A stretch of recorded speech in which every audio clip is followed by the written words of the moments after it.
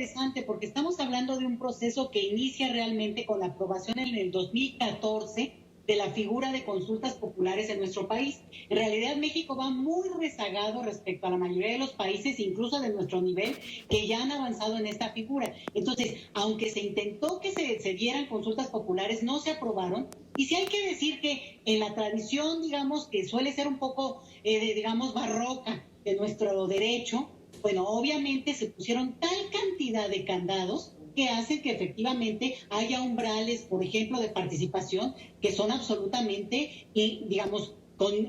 demasiado altos por alcanzar, pero justamente, bueno, es parte del reto. Entonces, el que ese sea uno de los requisitos, por ejemplo, pedir por lo menos, en este caso, bien decía Ramón, 37 millones de votos, pues es resultado de un intento de acotar la participación ciudadana y por tanto es por eso muy importante que la población participe, porque es tratar de romper justamente un candado jurídico que se puso desde el principio. Eso por un lado. La otra es que hay que dejar absolutamente claro esto. La pregunta la redactó la Suprema Corte de Justicia, abogados, gente que sabe de leyes. Si no saben redactar, entonces habría que discutir otra cosa. Pero la verdad es que es una pregunta muy concreta en el sentido de que cualquiera que se ponga a leerla y analizarla va a entenderle. Y en esto, bueno, obviamente, y aquí sí quisiera yo decir que la pregunta no la lanzó el gobierno, fue la sociedad civil como uno de los atributos que tiene esta figura de consulta,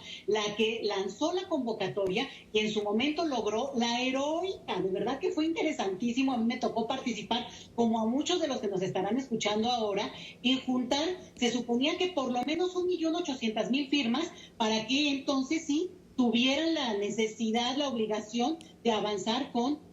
solicitar esta consulta popular. Y ahí lo que tuvimos es que no solo se rompió el umbral, sino que 2,5 millones de mexicanos firmamos específicamente para que se avance en algo, y en esto sí le doy la razón a Ramón, el otro no. No, Ramón, pero es que tiene que ver con que entender que la consulta no es un día, no es una pregunta, la consulta es un proceso justamente en la etapa que estamos viviendo en México de consolidar nuestra democracia, y en ese sentido pasar de una participación electoral más digamos, de testimonial en el sentido de ir, ejercer mi voto y dejar que los políticos hagan lo que quieran, a una participación, una democracia participativa. Entonces yo ahí diría que estamos hablando de algo muy distinto, porque si te quedas en el asunto de que si gana o no gana, que si el presidente desde el día que tomó posesión en este país a la presidencia, dijo que no le interesaba volver ni al pasado ni a revisar eso.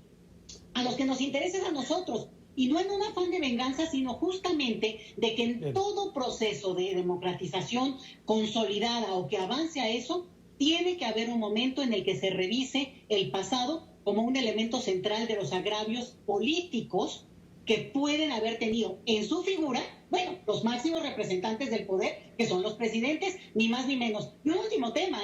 la pregunta permite que se abra a otros personajes y no solo a los presidentes esa revisión del pasado.